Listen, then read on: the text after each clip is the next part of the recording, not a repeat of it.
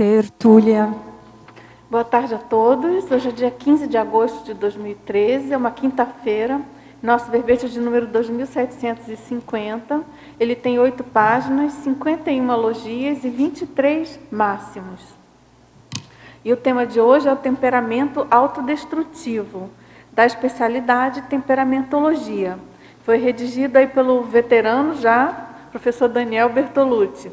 Professor Daniel é graduado em Direito e Teatro, brasileiro, natural de São Paulo, voluntário da Conscienciologia desde maio de 2012, tá certo?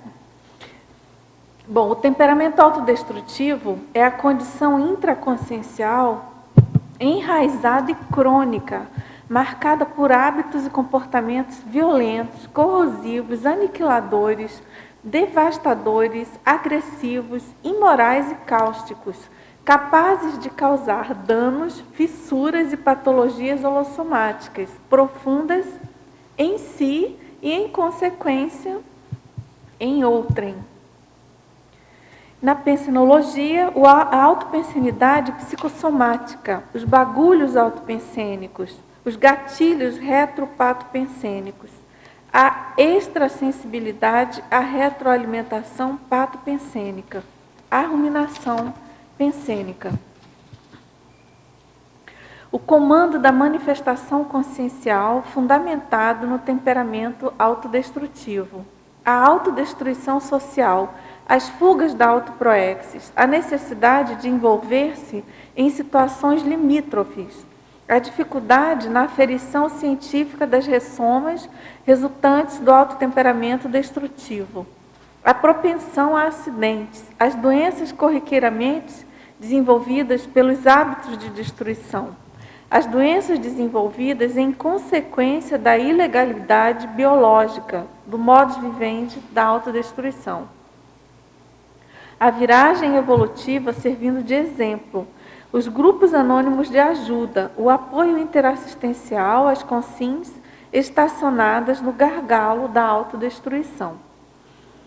E na parafatologia, a frustração do suicida na impossibilidade da morte da consciência, a tendência a possessões interconscienciais, o soma atual comprometido em razão dos retrossomas destruídos, as influências de consciexes na manutenção do status quo da autodestrutibilidade.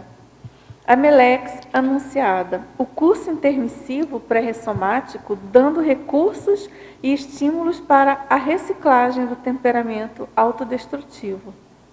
É aqui no detalhismo nós chamamos a atenção que tem 12 máximos. E na argumentologia nós destacamos aí uma listagem no item caracterologia,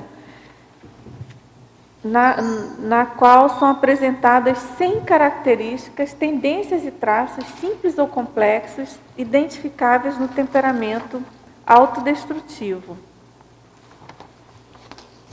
E na remissiologia, nós destacamos antissomática, autocídio, comando temperamental, dessoma prematura anunciada e reciclagem do temperamento. E na frase enfática, as sutilezas do temperamento autodestrutivo são capazes de minar substancialmente a atuação consciencial. Na era da informação, não há justificativas para a índole autodemolidora. E na questionologia, você ainda identifica na própria intraconsciencialidade sinais sutis do temperamento autodestrutivo? Quais posturas exemplaristas tem tomado para mudar o holopensene humano da autodestrutibilidade? Na filmografia específica, nós temos 4 fontes filmográficas, na bibliografia específica 2 fontes e na webgrafia específica 1 fonte. E aqui na mega-análise do João Paulo, maltrato, egocracia, pré-derrota, anticosmoética, anti-holossomática, autocídio, autoflagelo, autoagressão, autopunição, autotortura, autodemolição, autovitimização, autoaniquilamento, autocontrapensenidade, altassedialidade, tanatopensenidade, temperamentologia, autopatopensenologia e consciencioterapia. Agora, antes de entrarmos aqui nas perguntas, deixa eu fazer aqui 2 anúncios. Eu queria convidar vocês, bem assim, em cima do tema do verbete, para o curso Higiene Consciencial, que vai acontecer de 16 a 18 de agosto, aqui em Foz do Iguaçu, de sexta a domingo, aqui no auditório do CAEC. E já é amanhã, não é isso? Hoje é quinta, tá certo. Então, o pessoal tem pouco tempo aí para tomar a decisão e se inscrever. E o curso ele vai ser proferido pelos professores Eduardo Martins, que é médico, cardiologista, aliás, e o professor Rui Bueno, que é psicólogo. E o curso é muito interessante porque ele coloca essa questão da falta de higiene consciencial, né, como fator limitante no desenvolvimento do parapsiquismo. E para vocês terem uma ideia, na primeira aula de sexta-feira vai ser dada a introdução e pilares da higiene consciencial em um questionário de autopesquisa. E no sábado, a primeira aula, então, é uma introdução à teoria dos esquemas, que é uma especialidade justamente do professor Rui Bueno. Então, todos convidados, não percam. O último tema, a última fase do curso, então, vai ser feito um debate e um questionário com autocompromisso de cada participante. Então, vamos lá, conquistando aí a homeostase no micro-universo consciencial. Essa é a 5ª turma desse curso e vocês obtêm mais informações aqui pelo telefone do CAEC. Muito bem, então. Agora eu quero fazer um outro aviso. Esse é especificamente sobre a pré-IC, atualmente denominada pré-IC de verbetografia, que ela agora já tem um nome, foi definido essa semana, né, precisamente hoje, vai se chamar Enciclosapiens, numa alusão aí à enciclopédia e à questão da sabedoria, né, sabedoria no sentido de conhecimento amplo, né? E então a extensão do nome da IC vai ser Associação Internacional de Enciclopediologia Conscienciológica, tá certo?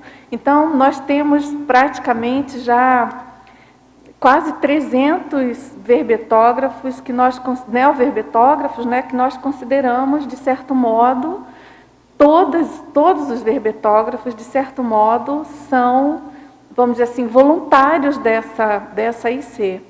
Né? A gente está até estudando a questão vamos dizer assim, taxologia dos voluntários da IC, mas certamente o verbetógrafo é um dos principais colaboradores, vamos dizer assim, dos trabalhos da enciclopédia, que, como o nome está dizendo, o objetivo dessa IC é dar continuidade aí aos trabalhos, à escrita da Enciclopédia da Conscienciologia, buscando fomentar e sustentar o holopensene da Conscienciologia na era aí das reurbanizações, tá certo?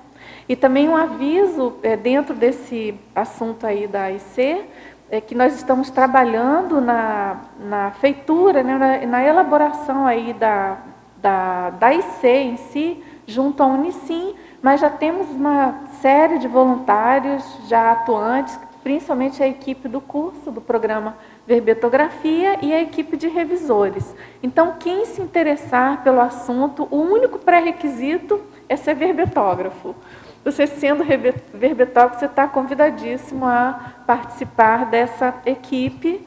E então é isso. Também o espaço, nós estávamos fazendo uma obra aqui dentro no próprio tertuliário. O espaço ficou pronto, é denominado Verbetário. Em breve a gente vai fazer a inauguração, mas já está funcionando. A partir de ontem a gente já está trabalhando lá na revisão, né? E a ideia é que realmente esse espaço seja uma oficina, né? Uma usina de verbetes, de verpões. Então, ali a gente vai dar aula, vai fazer oficinas e, fundamentalmente, fazer todo o trabalho, desde a análise, a recepção dos títulos, a recepção dos verbetes, a análise do material recebido e, claro, as revisões ao longo de toda a a elaboração, né, o término, vamos dizer assim, a acabativa dos verbetes, tá certo? Então, também estão todos convidados a conhecer lá o verbetário. O acesso é aqui por trás. A gente, oportunamente, vai fazer uma open house oficial, né, mas já para os amigos mais próximos, online, todos estão já convidados. Hoje eu até comentei com o professor Valdo que a gente está esperando sair o cheiro de tinta, de material novo de obra para convidá-lo a visitar, né? Que por enquanto ainda está muito forte e é prejudicial aí para algumas pessoas, tá certo? Pessoal, então vamos aqui às perguntas, já temos inúmeros questionamentos aqui para o professor Daniel. Em primeiro lugar, na estrangeirismologia, página 44. Você poderia comentar mais sobre o modismo do You Only Live Once? Essa sigla, como é que a gente pronuncia? Aiolo? Iolo mesmo? Iolo. Onde surgiu tal aberração? Gostei da classificação. Bom, boa tarde a todos tertulianos, teletertulianos, muito obrigado pela presença. Bom, a primeira pergunta aí do Iolo, né? Essa sigla ela é utilizada mais nos Estados Unidos, né? E tem um modismo lá que o pessoal está começando a tatuar essa sigla Iolo em todos os lugares do corpo, né? Eu já vi foto de pessoa, de celebridade, né, tatuando aqui no punho, já vi menina tatuando aqui na língua, aqui, ó, dentro do lábio. E, então é uma sigla que é uma sigla que traduz bastante o pensamento hedônico, né? Que é uma desculpa para essa busca de prazer incessante, né, para situações limítrofes, né, toxicomania, alcoolismo, festa sem parar, promiscuidade. Então, ele tem sido bastante explorado, na verdade, pela mídia, principalmente norte-americana, e, inclusive, é como se fosse, né, uma marca, entre aspas, né? Você tem roupa com essa sigla, você tem boneco com essa sigla, e tem também a questão, né, desse que eu falei, inclusive, da celebridade, que é uma bem específica, é um homem, e o mau exemplo que ele dá, né, para todo mundo. Então, ele enfatiza esse estilo de vida e, na verdade, é totalmente patológico, está bem dentro do mater pensando do verbete, né? Uma aberração mesmo. Uma aberração social. Nossa. Certamente. Na fatologia, página 45, primeira linha. Como uma consciência pode abraçar a antissomática como conduta padrão, passando a ser um suicida a curto ou médio prazo? Por que existe essa incoerência intraconsciencial? Uma boa pergunta, né? Bom, não é que porque existe essa incoerência consciencial, acho que a pergunta é por que existe a incoerência, né? Ela não tem muita... existe essa incoerência? E por que existe a própria incoerência em si, exatamente. Né? Isso, assim que ele termina a pergunta. A antissomática em si, ela é uma incoerência, mas a incoerência mesmo, ela é incoerente, ela não tem lógica. Não tem justificativa. Por que ser assim? Porque ela é incoerente, ela é contrária à razão, contrária ao discernimento, contrária à evolução. Então, não tem por que ter a incoerência. Mas, enfim, a antissomática, eu acho que ela é um aspecto, ela é um sintoma, né, intrafísico dessa questão da autodestrutibilidade, né? Eu não vou tentar reduzir também somente, mas a antissomática em si, ela é autodestrutiva, né? Você fazer qualquer comportamento que vai contra a natureza do seu soma, contra aquilo que você... contra a própria vida, ela é contrária à própria coerência da existência da consciência, né? Então, eu não sei dizer por que ou como, né, isso existe, né? Mas existe e está bem presente. Então, mas acho que é isso aí. Okay. Agora, na fatologia também, na sexta linha, de baixo para cima, o que é o raptus? Como atua como mecanismo de autodestruição da consciência incauta? O raptus, essa ideia eu peguei do outro verbete já tá, né, que foi meu primeiro verbete de soma prematura anunciada. O raptus era uma condição de um impulso agressivo repentino. A pessoa, ela está calma relativamente, vamos pegar um exemplo, está no trânsito, calmo, aí de repente alguém dá uma fechada, vamos supor.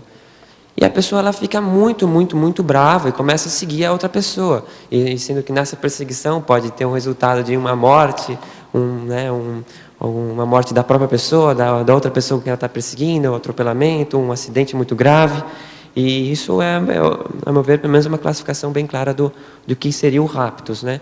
Mas a hipótese também é você relacionar esse impulso violento repentino como um acesso de uma possessão interconsciencial, né?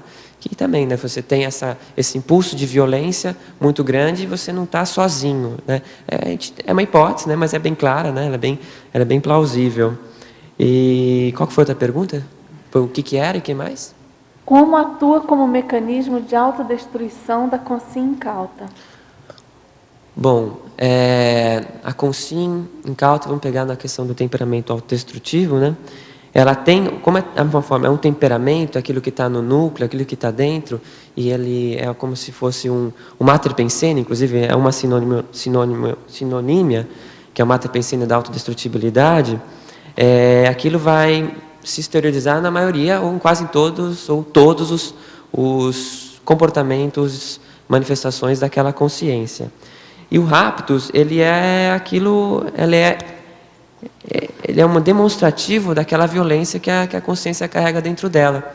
Então, qualquer fator pode desencadear um acesso de violência, de destruição, né? Que, como eu disse, pode acarretar naquela autodestruição, que nesse exemplo que eu trouxe de um acidente, uma pessoa tomou uma fechada e perseguiu o outro, causou um acidente com a morte do outro, e também uma heterodestruição.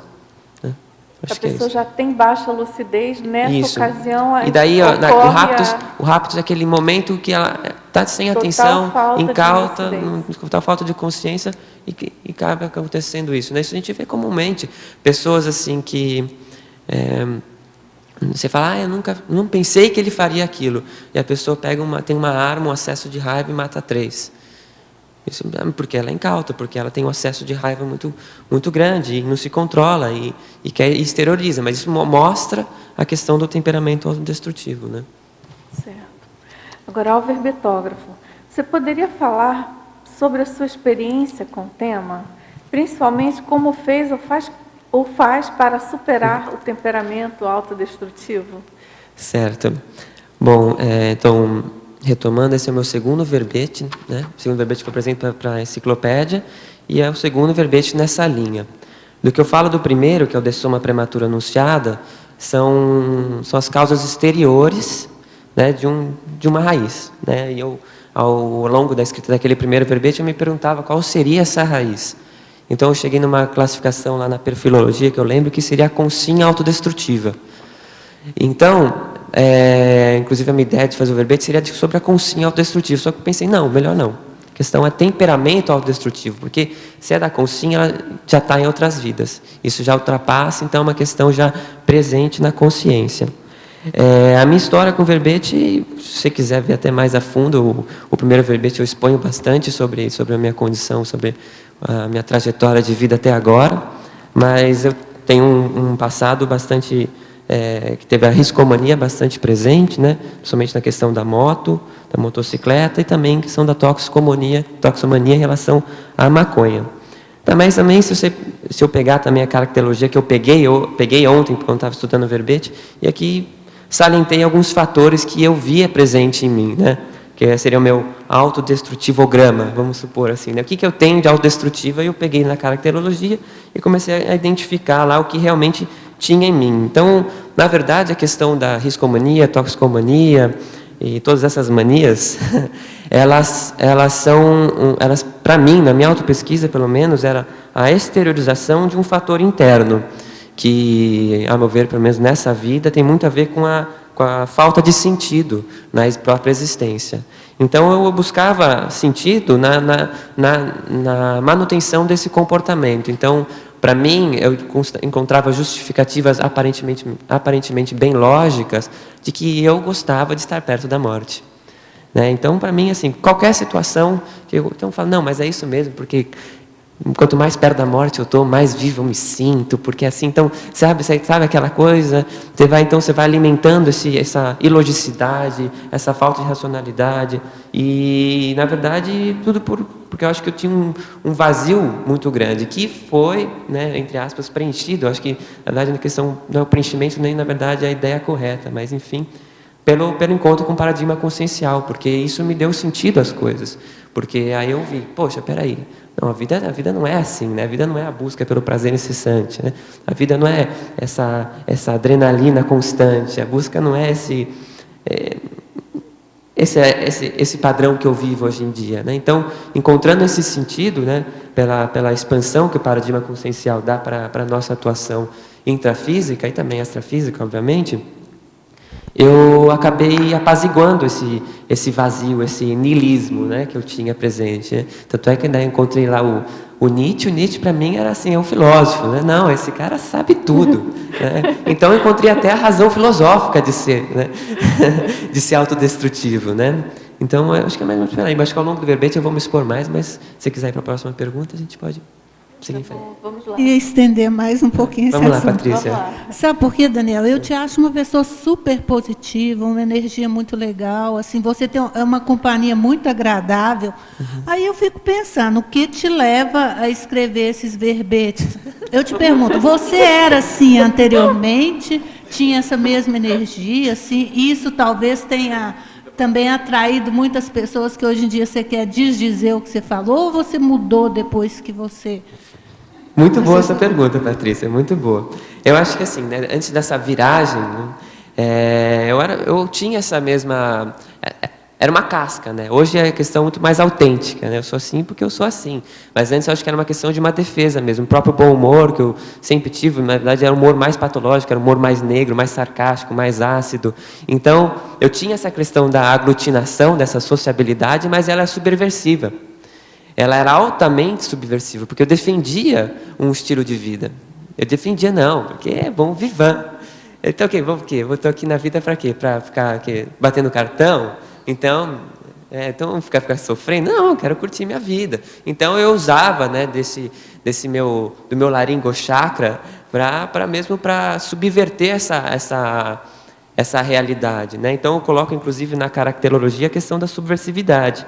Ser subversivo e opositor do bem-estar comum. Porque, na verdade, o bem-estar comum não era o meu, entre aspas, bem-estar, né? Aquilo que eu impunha de parâmetro para a minha vida, que seria esse prazer incessante, né? Então, eu subvertia esse padrão de bem-estar comum que a gente vê que existe uma moral, uns bons costumes que eles são natural, que a gente encontra em pessoas, né? Mas eu buscava, assim, era o oposto, né, dessa condição, né? Eu tinha essa aglutinação, essa sociabilidade, mas, por outro lado, eu procurava, né, sempre aliciar companheiros. Então, realmente, tendo em vista esse meu comportamento que eu tinha, por mais que ele era uma casca, né, porque eu protegia, né, um interior frágil, né, um interior que não tinha o sentido, né, um sofrimento interno, né, se buscava, né, o prazer externo para esconder o sofrimento interno, né, que eu não conseguia lidar com aquela falta de sentido. Mas, inclusive hoje, né, assim, eu faço questão de trabalhar nessa linha, né, o meu projeto aí de gesconológico daqui para frente, né, inclui um livro, né, sobre, né, essa temática, né, que inclusive vai ter mais verbete pela frente com isso. Então, é desdizer aquilo que eu já disse, né, que eu coloco, inclusive, na principiologia, vamos lá, a questão do princípio da restauração evolutiva. Que esse princípio, quando eu vi uma palestra da Apex na internet, né, e eu acho que foi o Losch que deu essa palestra, para mim caiu uma ficha, mas eu tenho um compromisso com essas consciências, tanto intra quanto extrafísicas, pelo meu mau exemplo. Então, aquilo que eu falei no começo do iolo, ele se aplica muito ao que eu já fui no passado, que é o mau exemplo, né? Então, hoje eu tenho que buscar dar o bom exemplo. Dar o bom exemplo de assumir, né? Eu não tenho mais uma questão de autoculpa, até de esconder esse temperamento autodestrutivo, porque eu estou aqui me expondo, né? Me dando como cobaia, né? Para as consciências e consciex. E eu vou procurar sempre fazer essa questão existe um outro viés, né? Existe um outro estilo, né? Existe uma outra maneira de se viver que não seja esse, né? E esse aí é o que eu vejo, pelo menos hoje em dia, é o meu público assistencial, né? Então, eu formei uma massa acrítica, né? Formei uma massa acrítica e agora procuro formar essa massa crítica, né? Porque, né? Enfim, acho que tá bem respondido, né, Patrícia? Viu? Obrigado pela pergunta. Muito obrigado pela assistência também. Imagina. Bem, Daniel, só dando uma reforçada essa pergunta da Patrícia, ainda existem pessoas que conseguem ter visão, por exemplo, da Conscienciologia, mas estão imersas no processo de drogas, ou em álcool, ou maconha, ou alguma droga mais pesada diretamente, né? Qual seria a dica para essa pessoa que está imersa nesse processo para poder entender e fazer uma profilaxia, ou uma mudança radical, uma mudança gradual nesse processo? Tá ok, vamos para a casuística então. Eu conheci a Conscienciologia em janeiro de 2012 e na época eu já tinha, eu e Giovana, né, minha dupla, a gente já se conhecia, eu já tinha maneirado bastante. A riscomania ainda se exteriorizava, mas eu já tinha parado de andar de moto, mas a maconha persistia. Então eu conheci a Conscienciologia em janeiro e parei de fumar maconha em maio, no meio do meu CIP. Foi com certeza foi amparado, que para mim foi muito fácil, para mim e para ela, né? Foi assim, foi largar esse fator, foi de um dia para o outro. Assim, não, parei, e não tenho mais vontade, né? Então, eu acho a questão dessas pessoas que estão na Conscienciologia, em primeiro lugar, assim, em português bem claro, é tomar vergonha na cara. Eu acho, assim, não tem que passar a mão na cabeça. Ah, coitadinho, é difícil e tal. Não, toma vergonha na cara. Você conhece, você sabe o que está acontecendo, você tem ciência da energia, você tem consciência do assédio, você tem consciência de tudo isso que envolve, então não tem desculpa. Na era da informação, né, essa é a frase enfática, na era da informação não há justificativas. Ainda mais você que está super informado em frente à média da SOCIM. Mas, por outro lado, em primeiro lugar, a questão da vergonha na cara, a pessoa tem que buscar a autenticidade. Ela encarar aquele fator. E ser autêntica consigo mesma, porque a pessoa ela tende a se fragilizar, né, com essa questão do vício. Eu conheço pessoas, questão da maconha ou alcoolismo, eu não tenho sim casuística própria, mas eu conheço pessoa que fuma e está na Conscienciologia e é atuante e procura subterfúgios para o vício o tempo inteiro. O tempo inteiro. Então, não tem assim, eu estou esperando alguém, sim, para me ajudar. Não, mas nem você se ajuda, sabe? Então, para mim, o que serve foi a autenticidade. Eu não sei se para outra pessoa pode servir explorar esse trafor. Possa ser que, não sei se a pessoa treina, ou buscar adquirir, ou estudar a autenticidade, e ser sincera consigo mesma. Ela tem que ser sincera, assim, porque se ela não for sincera com ela mesma, quem que vai ser? Então, se ela não souber que aquilo lá, que aquela questão, que aquela condição dela faz mal para ela, e faz mal principalmente, assim, lógico que numa visão a gente pode ver, faz mal para ela, ok, ela vai para o canto dela, mas ela sempre vai fazer mal para outra pessoa. Porque o ato, né, eu falei no fórum no Para Direito, nossos atos eles vão reverberam. Mesmo que seja feito para você, com você mesmo, no seu banheiro, no seu quarto, eles vão sempre reverberar. Você vive num universo multidimensional. Então, aquela pessoa, né, que pensa egoisticamente, que quer uma questão muito presente no temperamento autodestrutivo, ela não leva em consideração o outro. Mas quando ela age autodestrutivamente, ela vai gerar pelo menos um mínimo percentual de heterodestruição também. Agora, certamente deve ter ocorrido com você o fato da mudança das companhias intra e extrafísicas também. O quanto as companhias intra influenciaram nas extrafísicas e extrafísicas influenciaram na intra. Como é que você percebeu esse contexto da mudança das companhias dentro da tomada de decisão para fazer essa reciclagem? Entendi. Acho que a principal companhia que mudou na minha vida foi minha dupla, né? Desde que eu conheci a Giovana, a gente... aquela fator. Eu li no 700, é isso mesmo. A dupla se conheceu, a vida mudou. Realmente a vida mudou. Então, nós dois, a gente sempre teve uma abordagem de um ajudar o outro e ser muito traforista nessa questão, né? Então, aí já mudou bastante a questão do grupo, né? Então quanto mais a gente estava junto, mais eu estava distante daquele outro passado das amizades ociosas. Então, acho que aos poucos, né, a gente vai deixando as amizades ociosas, existem as cobranças e você deve. Eu não procuro me abster deficitariamente desse fator. Eu devo um resgate, eu devo um bom exemplo, eu devo assistência, né? E eu devo também a minha amizade. Afinal de contas, foram companheiros aí, né, de múltiplas vidas, né? Eu devo minha amizade também. Eu já me reconheci muito nessas pessoas. Então, em primeiro lugar, eu já não... Acho que fugir também das amizades ociosas não existe. Existe você se distanciar, mas saber do seu dever, que você tem, pelo menos isso para mim, né, gente, em assistir essas pessoas. E é isso que eu busco fazer. Então, aos poucos, eu acho que esse grupo evolutivo ele vai mudando. Hoje eu estou aqui em Foz, né? Não estou morando ainda, mas é aqui que estão meus amigos. Pelo menos é isso que a gente conversa bastante. Aqui realmente tem uma questão de uma amizade traforista. Uma amizade que leva para cima, uma amizade evolutiva, uma amizade cosmoética. Por mais que todo mundo tem seus acertos, né? Tem que estão fazendo suas reciclagens, mas aqui a média é alta, né? Não é nivelar por baixo, né? Seria interessante você pensar num curso, né? Em cima dessa temática, poder itinerar com esse trabalho. Sim. Vamos lá. Meu planejamento é terminar o próximo verbete, que pode abrir. Pode anunciar, pode falar. claro. Reciclagem da anti-holossomática, né? Porque inicialmente seria profilaxia da antissomática, mas o fator não é somático somente. A patologia está no mental soma. É a maneira que você pensa, como já deu o exemplo aqui desde o começo, e que vai refletir em todo o seu holossoma. Então, esse vai ser o meu terceiro verbete, e a partir disso eu vou escrever junto um curso livre e um livro. Ok. Né? É isso, né? Aí depois vamos ver como é que vai ser daqui para frente, mas isso é bem objetivo, e eu tenho bastante isso em mente. Agora, esses 10 dias que eu passei em Foz agora, eu até escrevi o sumário do livro inteiro. Ah, que bom, né? nossa, muito bom. E lógico que vai mudar, mas já aproveitei o holopensene aqui, principalmente do Tertuliarum, para instigar essa GESCOM. Ok, obrigado. Agora, Daniel, curiosidade, a gente está na semana do Paradireito, não é isso? E eu sei que você deu alguma palestra, alguma coisa, não é isso? Você poderia fazer um comentário desse tema, correlacionando com a questão do Paradireito?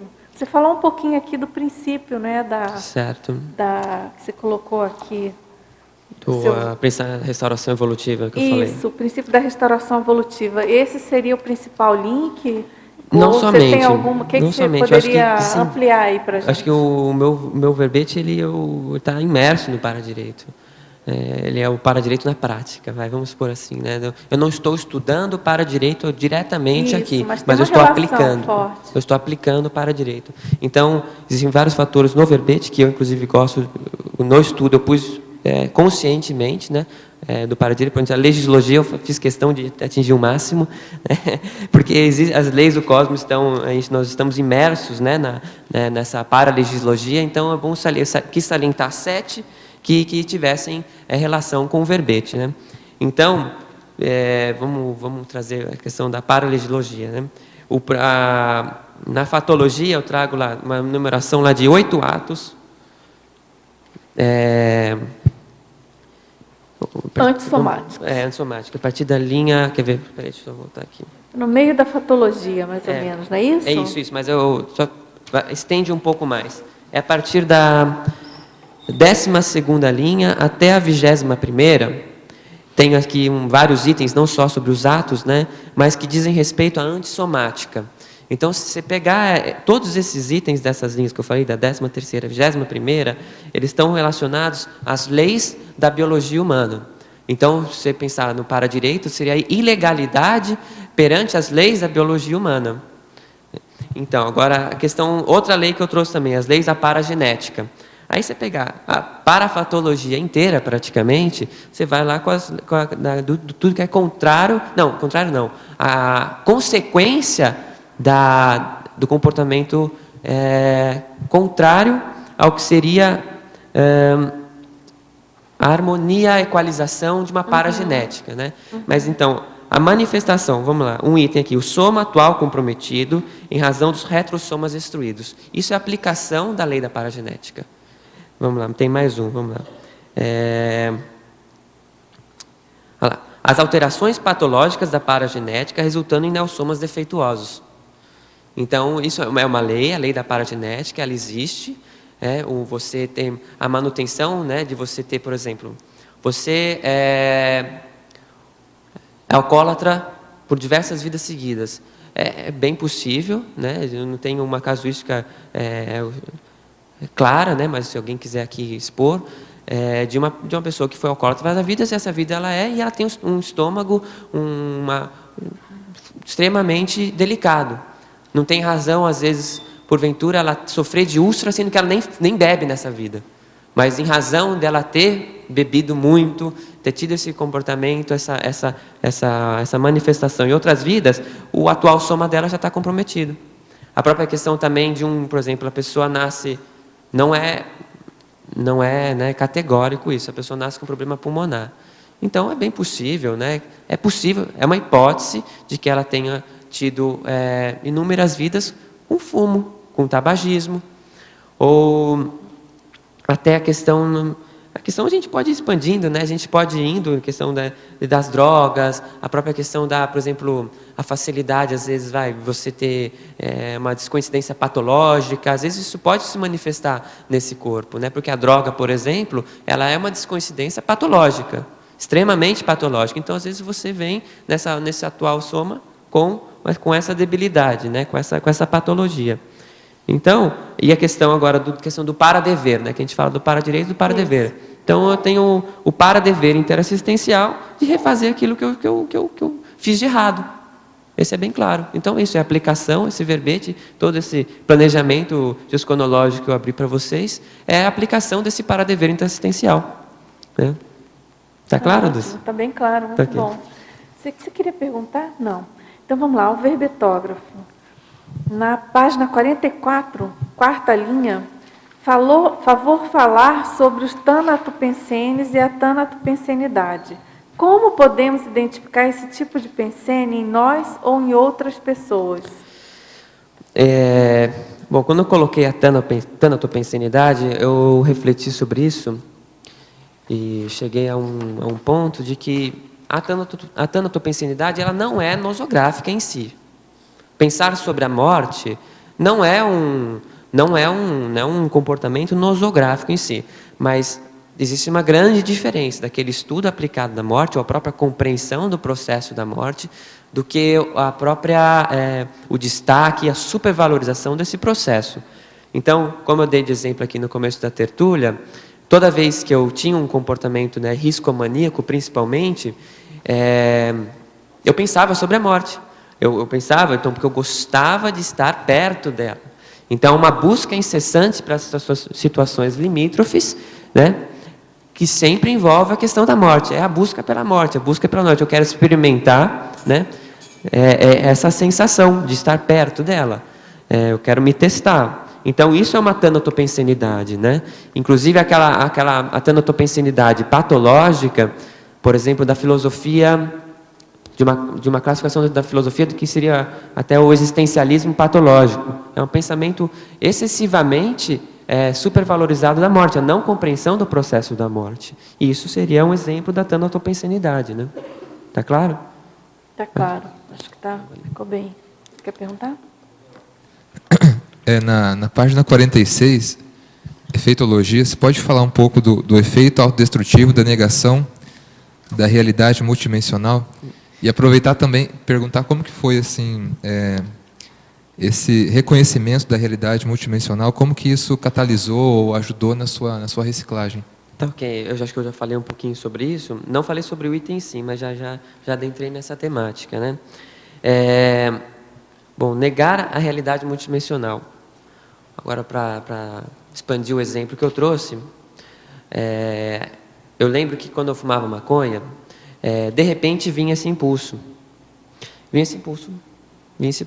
Então, mas de onde vem esse impulso? E, por mais que eu não sabia que existiam consciexes, que existia multidimensionalidade, que existia todo o paradigma consciencial, eu falei assim, mas assim, não parece que sou eu. Não parece, sabe? Mas não sou, essa vontade ela é muito forte, não parece. Então, mas relevava, né? Mas não sou eu, aqui não, aqui no meu quarto, parece que não sou eu, não sou eu, né? Então era um portal para a baratrosfera, né, meu quarto, né? Totalmente, né? Tava ali, não sou eu, mas é a baratrosfera se manifestando, né? E então, essa questão de negar essa realidade, eu tinha a percepção, mas eu negava essa realidade, porque eu não queria ir atrás, porque, por exemplo, eu estava lá, no meu computador no meu quarto, é só lá colocar, vida após a morte. Você colocou no Google, você encontra, e não é somente a conscienciologia que pesquisa isso. Então, a vida após a morte, os fatores da multidimensionalidade, então é de muito fácil acesso, mas você nega. Então isso é autodestrutivo, porque você quer manter aquele holopensene, porque implicitamente, né, você gosta daquilo, você gosta daquele fator, né? Ok? Valeu. Daniel, na página 47, em sindromologia, você coloca a síndrome do estrangeiro, né? Então, eu gostaria que você cotejasse esse tema com a síndrome do estrangeiro. E também nos falasse sobre a profilaxia da cultura da sinistrose, que tem lá na culturologia, né? O último item. Certo. A questão da síndrome do estrangeiro, eu comecei a chegar nesse diagnóstico aos poucos, né?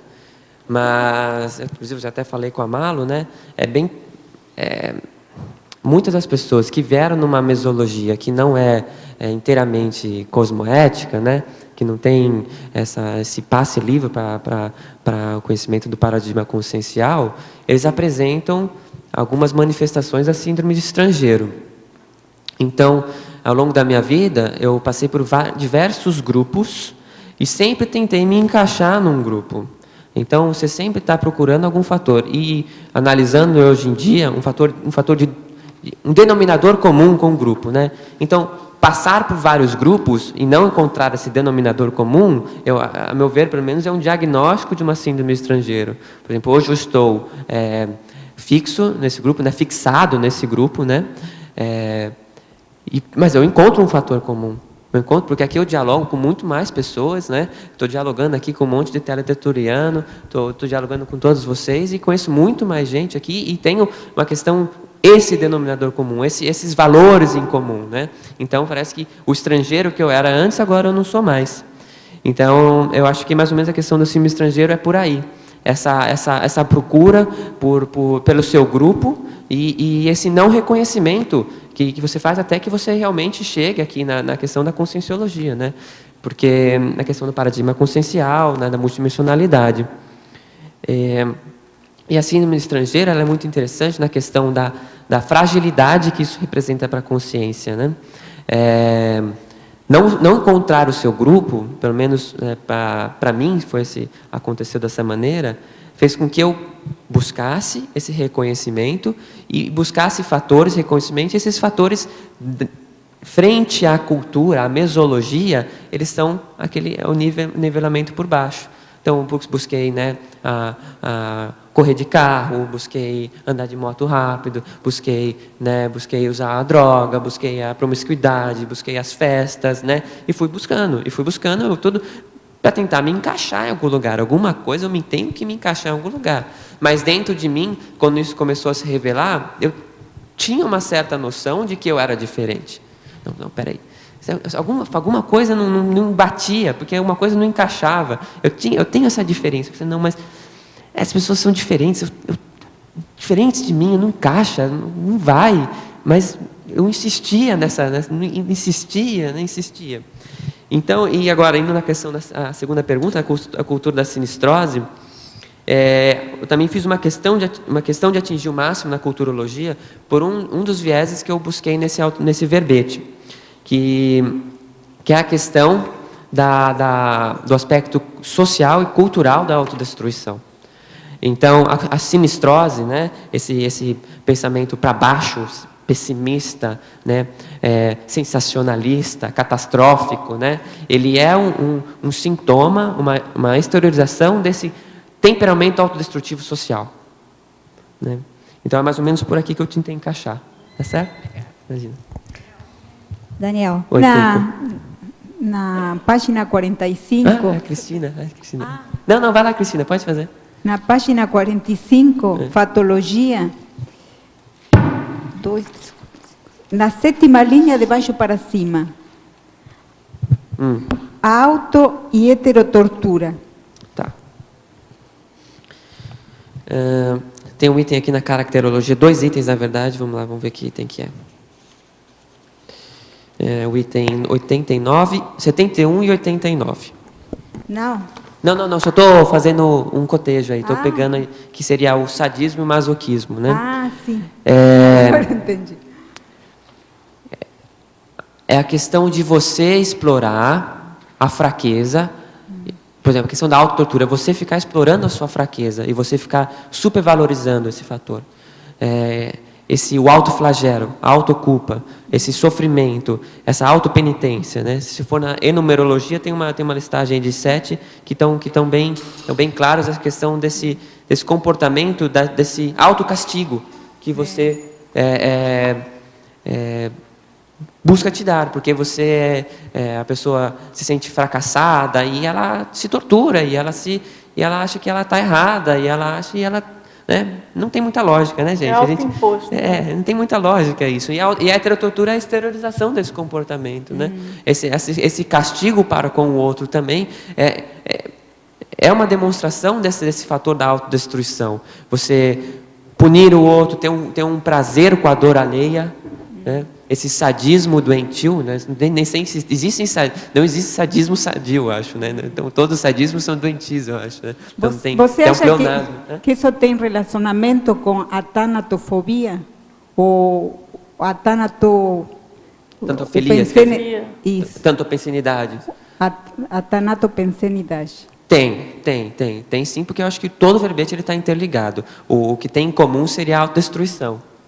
Porque aqui coloca, eu queria fazer um paralelo com mitologia, que você coloca o mito da dor e do sofrimento serem os únicos vieses do crescimento íntimo. Certo. Isso é filosofia, isso, né? É filosofia. O Nietzsche é assim. O Nietzsche é assim. O Nietzsche, não só o Nietzsche como outros, afirmam expressamente que o sofrimento é a via da evolução. Então, eu acho que até a questão da autotortura, ela não é deliberada, ela não necessariamente deliberada, mas ela acontece, talvez às vezes até como forma dessa justificativa com base nesse mito, por exemplo. E que exemplos você pode dar disso? Da autotortura? E do mito, desse mito, porque você coloca aqui no seu Da verbete, dor? que experiências tem ao respeito, que coisas pode dar como exemplo pessoais para nós considerar? Sim, eu acho que eu já salientei um pouquinho isso no começo. Eu acreditava fielmente nesse fator de que quanto mais eu sofrer, quanto mais no fundo do poço eu estiver, mais perto da minha iluminação estarei, né? Não sei se esse era o tema até que eu pensava, mas mais perto dessa maturidade, desse crescimento, porque quanto mais eu sofrer, mais castigado for, mais marcado, mais cicatrizado, estigmatizado for, mais quilometragem eu vou ter. Então, quanto mais quilometragem eu vou ter, mais crescimento eu vou ter. Mais crescimento, mais maduro. Eu vou assim, vocês não sabem nada da vida, vocês não sabem o que é sofrer, porque a vida é sofrimento, e vocês que não estão sofrendo não sabem nada, porque vocês não sabem o que é sofrer. Então, entendeu? Tá boa a representação aqui? Daniel. Aqui, Daniel, agora... Quem estava aqui antes? Eu estava na vez. Laboratoriologia, na página 46. Primeiro, parabéns, né, pela essa autodisposição exemplarista e superassistencial. Muito obrigado, e muito obrigado pela revisão também, viu, Keiko? Então, eu gostaria que você comentasse sobre o laboratório conscienciológico acoplamentário, contribuindo para a compreensão multi-existencial do temperamento atual. Então, gostaria que você comentasse sobre sua experiência, então, nesse laboratório, como é que foi? Ok, eu acho que ontem eu fiz o meu 4º acoplamentário, e desde o primeiro, a questão dessa realidade multidimensional, do que envolve esse meu holopensene, começou a surgir. Por exemplo, no primeiro tinha uma consciência específica que aparecia com um certo padrão. Por exemplo, cenas de guerra, principalmente, apareciam. Então, a guerra, inclusive, está presente nesse verbete, e a guerra ela é o cume, né, virado para baixo, né? O cume negativo da autodestrutibilidade humana, né? A guerra é a busca pela auto e autodestruição. Quem está na guerra sabe que pode morrer e sabe que vai matar o outro também. Quem está na guerra já está muito próximo à morte. Então, todos esses fatores, essa realidade multidimensional começou a se formar. Então, ao longo desses... Tanto é que nesse último nem apareceu muito, inclusive apareceu o holopensene da saúde, né? no meu acoplamento. O Hernandes, não sei nem se ele está aí, Tem a ver. Ele falou questão do médico, de estudar um pouquinho essa questão, a deontologia médica e tal. Então já mostra que tem uma mudança aí, né? Isso é legal. Muito bom. Isso é um fator bem legal, porque agora o que eu quero estudar é a saúde, né? Estamos estudando aqui a nosografia, também é muito importante, mas eu acho que a gente tem que buscar sempre a homeostase, a evolução, o equilíbrio, a harmonia. Daniel, na tecnologia ainda. A técnica interassistencial do espelho, você poderia explicar essa técnica? Essa técnica é legal. É um nome que eu dei, mas eu acho que é um nome assim já que dá para entender, né? Mas o que eu busco com essa técnica é o viés interassistencial, ou seja, a minha assistência e com o outro também. O primeiro fator, quando você, vamos lá, você se reconhece no outro, por exemplo, se eu estou estudando esses filmes aqui que estão na filmografia, eu me reconheço lá. Então, eu recebo uma assistência com esse reconhecimento, com essa exposição. Às vezes, não só no filme, eu tenho esse verbete também, eu já peguei, por exemplo, de pessoas que eu vi, eu convivi, que eu presenciei em cursos da Conscienciologia. Então, eu me reconhecendo no outro. Então, estou lá prestando assistência. A pessoa está dando o seu exemplo, está prestando assistência para mim. Então, eu estou lá me reconhecendo, me olhando no espelho. E estou pegando aqueles fatores para mim e vendo o que se aplica ou não. Eu reconheço nele, né, aponto neles, mas se eu aponto é porque eu tenho aquela minha porcentagem, eu tenho aquilo dentro de mim também. Então, esse é o primeiro passo. O segundo passo é que essa técnica de você se reconhecer no outro permite com que você aumente o rapport, a empatia, e a assistência ela fica muito mais horizontal. Você se permite vestir o sapato do outro. Então, nesse fator, por exemplo, do temperamento autodestrutivo, por mais que hoje em dia eu seja distanciado desse tema, estou superando, eu acho que, assim, não vou dizer assim, superei tudo, a destruição, assim, não, acho que é muito próximo ainda para eu falar, assim, mas já está, né, para mim já está, esse verbete para mim foi a chancela desse distanciamento, desse sobreparamento, assim. Eu mesmo tendo distanciado, eu ainda tenho que vestir o sapato do outro, reconhecer esses fatores dele e buscar dessa forma assistir mais efetivamente. Ok, obrigada. Imagina. Daniel, na página 46. Deixa a Tânia só perguntar, que ela avança. está na fila, daqui a pouco você pergunta. Tá, obrigada. Daniel, duas questões. A primeira, na fatologia, na 7ª linha, de baixo para cima, no comecinho. A depressão e a melinha atuando tal ácido sulfúrico somático. Tá. O que você quis ensinar para a gente aí, nessa depressão e melinha sendo ácido sulfúrico? Eu sou química, tá? Por isso me chamou a atenção. Então, você é químico, então o ácido sulfúrico ele é bem corrosivo, né? Corrosivo, o ácido clorhídrico também é. O clorido vai ser, mas o clorido que a gente tem dentro do estômago. A gente tem dentro do estômago, não tem? Isso, tem. É o KCl, né? Isso. Eu sei química ainda, né? O sulfúrico é H2SO4 para sua... H2SO4, mas a gente não tem ele dentro do nosso organismo, tem? Não. Então, então a depressão e a melim, elas atuam como um corrosivo somático na medida que a pessoa não tem forças, não tem estímulos suficientes para buscar sobrevivência. E esse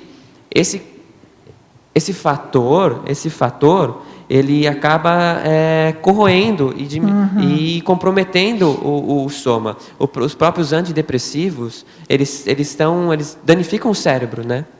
Eu não sei, né? Danificam, né? E tem qualquer sequelas medicamento, também. de um modo geral, qualquer medicamento, durante muito tempo, ele vai fazendo a corrosão total. Quem toma medicamento A lobotomia sempre, né? química também. Né? Lobotomia química. Culmina na lobotomia química. Então, isso danifica, assim, o soma de maneira, assim, substancial, de modo que você, realmente, se for durante muito tempo, e você vai ter sequelas. Assim também como a toxicomania, a riscomania, inclusive, a riscomania, ela sequela o cardiochakra. Então, hoje em dia eu sei que eu tenho que fazer um trabalho ostensivo no meu cardiochakra. Às vezes estou dirigindo, toma um susto muito grande, o cardiochakra dispara.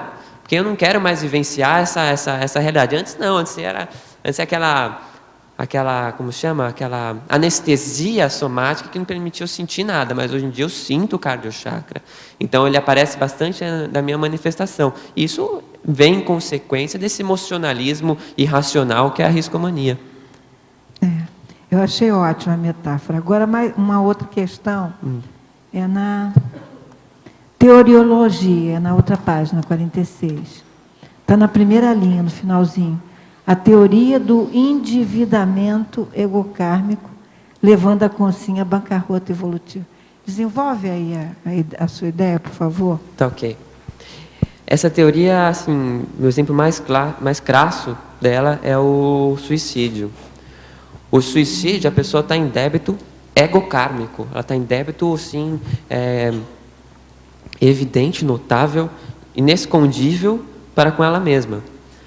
Tanto é que existe até essa hipótese trazida pelo professor Valdo no Projeciologia da pessoa que ela sofre um suicídio, ela se suicida e ela passa por diversos abortos em seguida antes de conseguir ressomar. E às vezes até a ressoma é até compulsória depois do suicídio, porque a pessoa não vai conseguir lidar com aquilo na baratosfera em algum momento. Ela não vai morrer, né? Então ela vai ressomar, então melhor, síndrome da hipomnésia, não lembra o que aconteceu.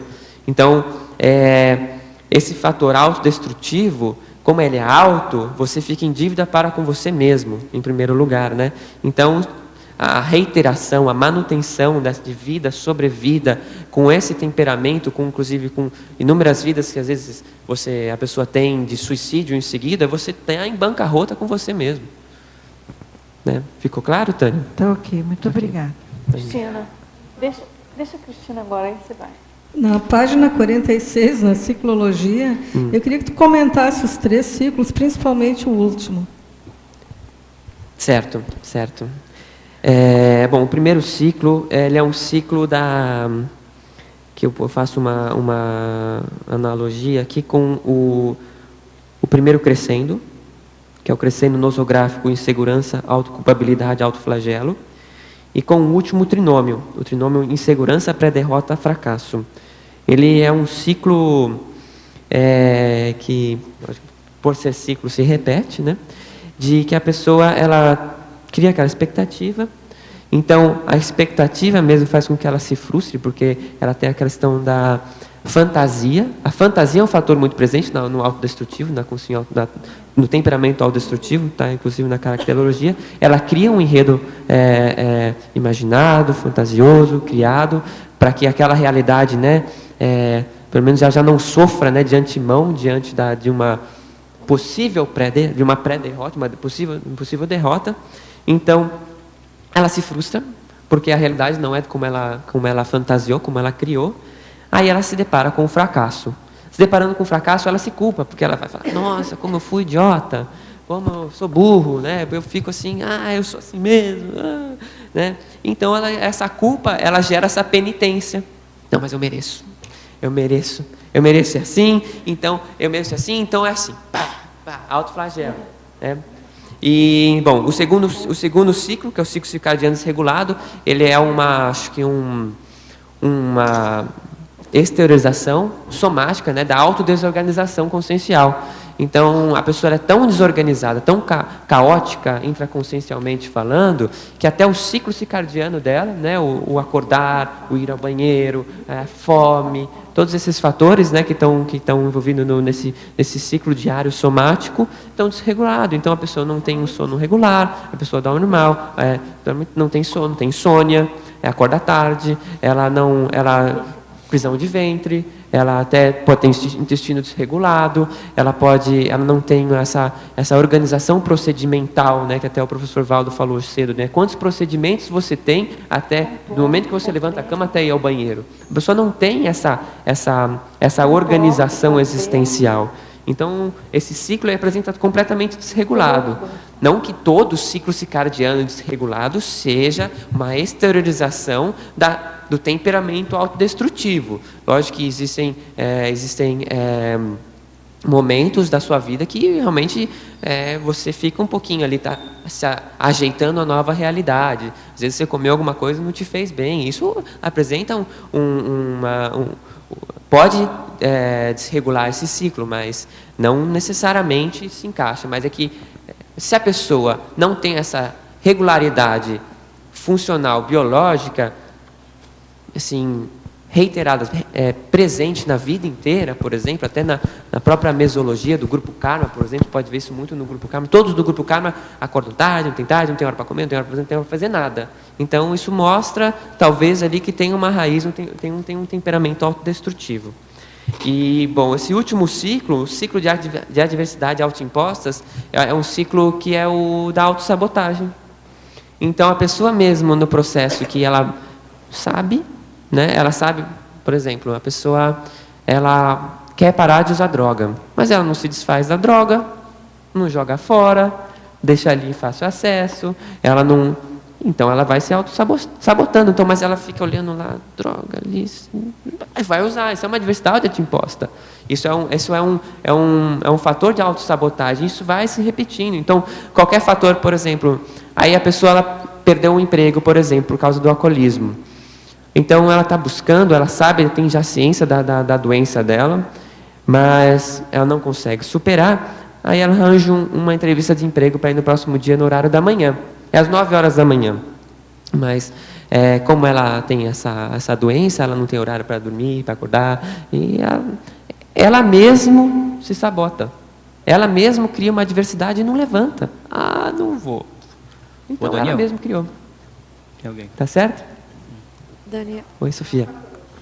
Página 45, na 9ª linha, de baixo para cima, eu gostaria que você falasse, na sua opinião, né, o que levam as consciências a fazerem as tatuagens e outros tipos de mutilações somáticas permitidas socialmente?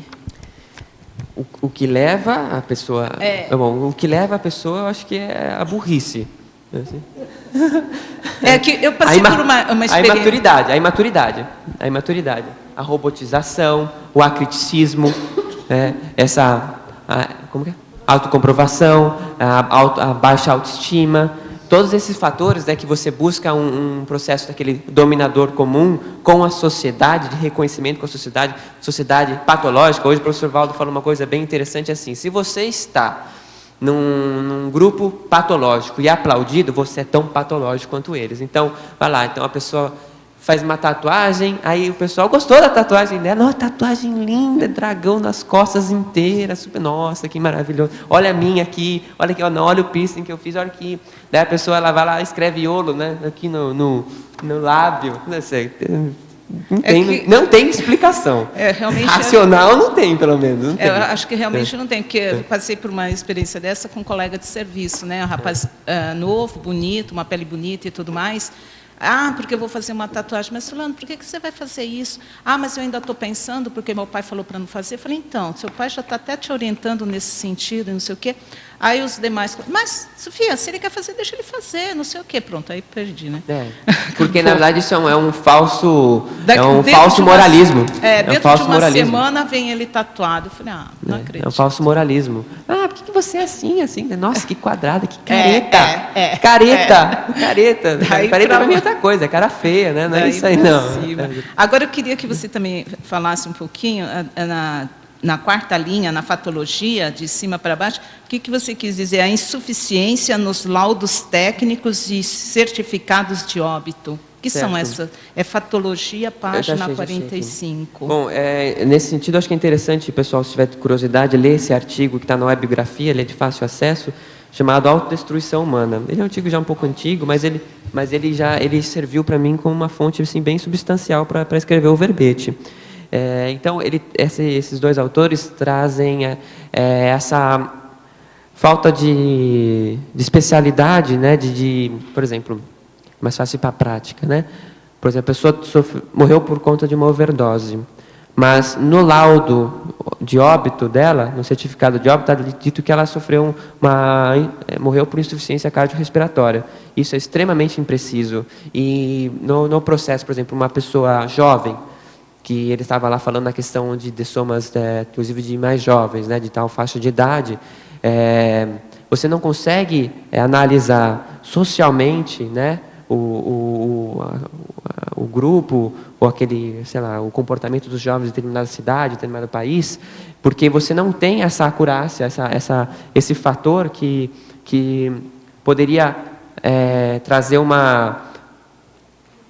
um detalhamento, uma profilaxia, até algumas medidas sociais para prevenir, ou até ver, nossa, tem muita gente atualmente morrendo de overdose de droga, né?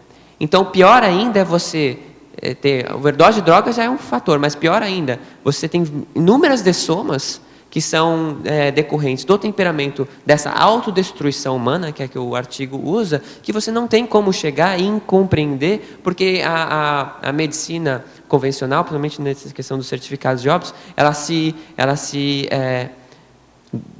limita nas circunstâncias somáticas, sem levar em consideração o grupo, sem levar em consideração a psicologia da pessoa, por que estava acontecendo. Então a pessoa suicidou, mas por que ela suicidou? Quais foram os fatores, né? Inclusive o suicídio também não ele é um tabu social, né, para ser comentado, né? Porque, enfim, mas tá claro, Sofia? Tá Daniel, na Oi, página Cíntia. 47, eu não sei se vocês já viram aí na feminologia, tá intermissivista, inadaptado. Sim, já anotamos. Já anotaram. Tá. Agora a pergunta é na exemplologia, né, na página 47, que você fala do temperamento autodestrutivo autorreferenciado e temperamento autodestrutivo heterorreferenciado.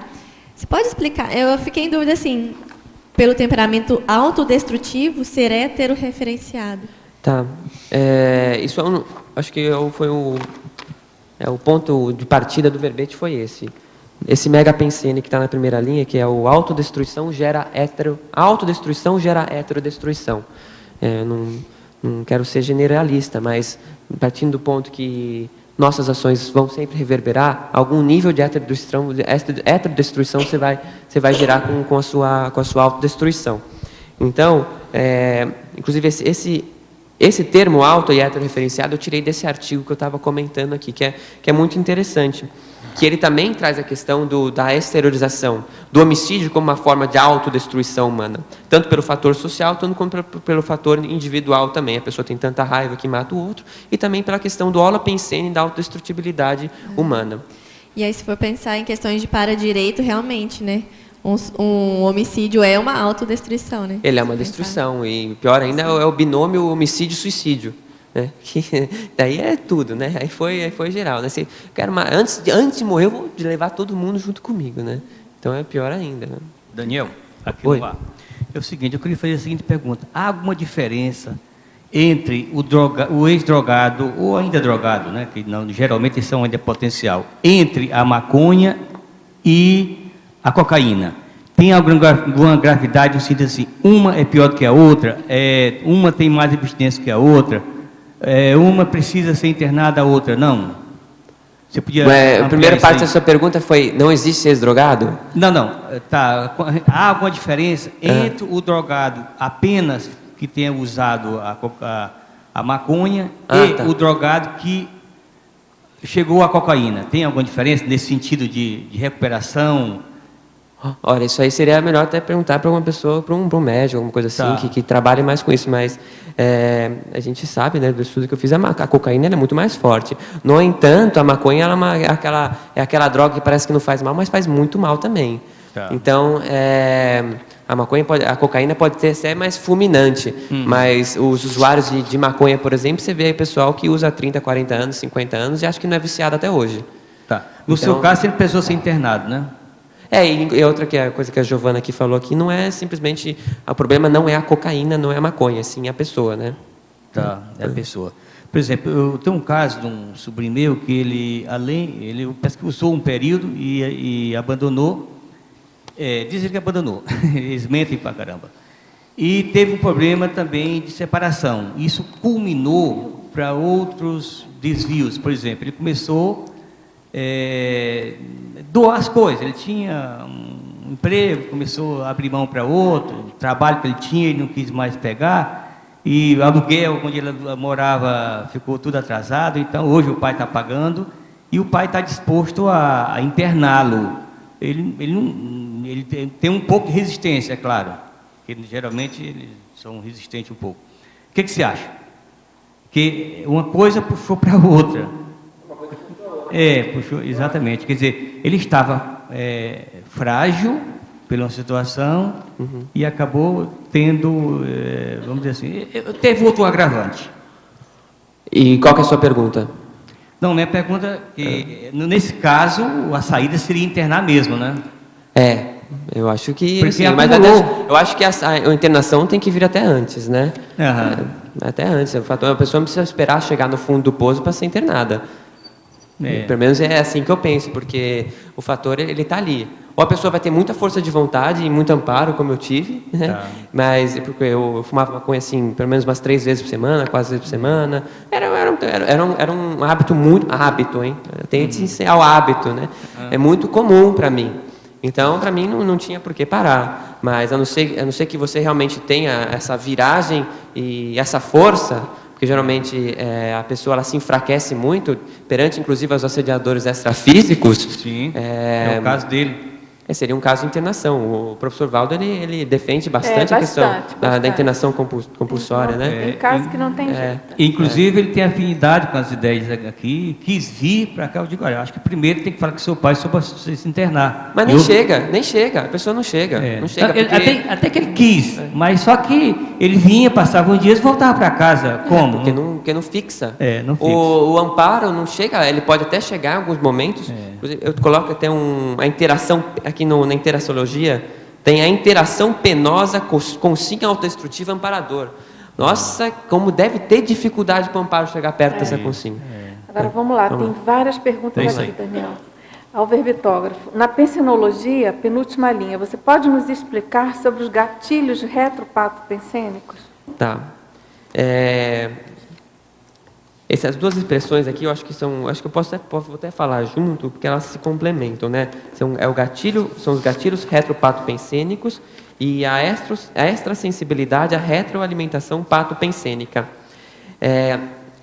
A retropensenização, nesse caso, que eu colocaria, é uma pensenização que já é do passado.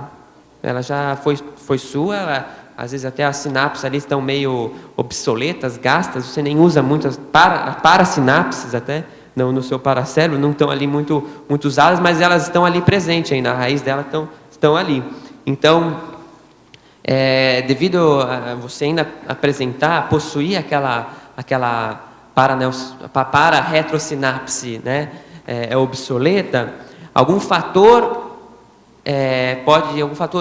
pequeno, minucioso, pode ser o gatilho para essa para-retropatosinapse se manifeste. Então, é isso, né? Então, os dois se complementam, esses dois itens, porque a pessoa ela tem uma extrasensibilidade. Então, ela é um caso ainda que, por exemplo, no meu caso, eu tive que me afastar, tive que fazer todo um afastamento de um contexto para que aquilo não se aflorasse mais em mim.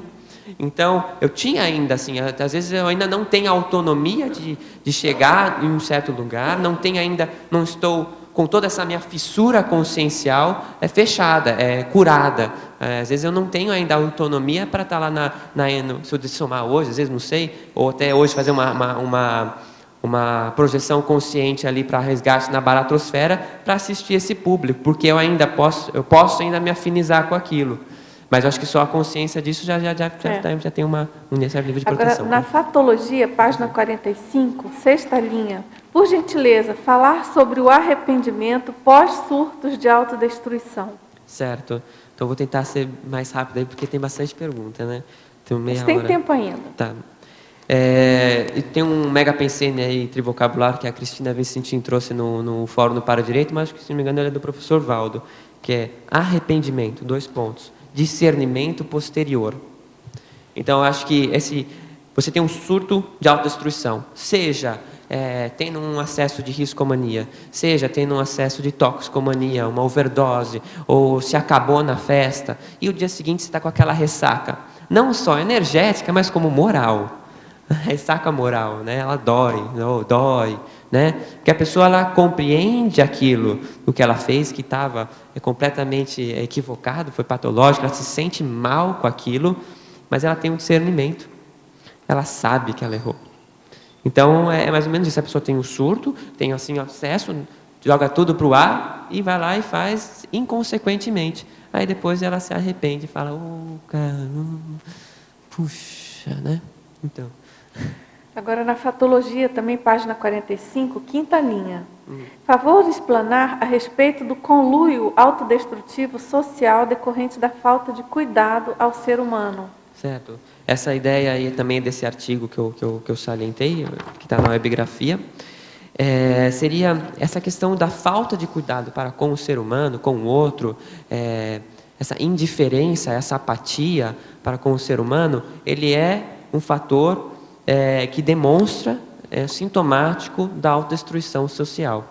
Então, se você não se afetar, no sentido de afeto, né, ou mesmo de se incomodar com algum tipo de situação social, é um fator de questão desse holopensene autodestrutivo da sociedade.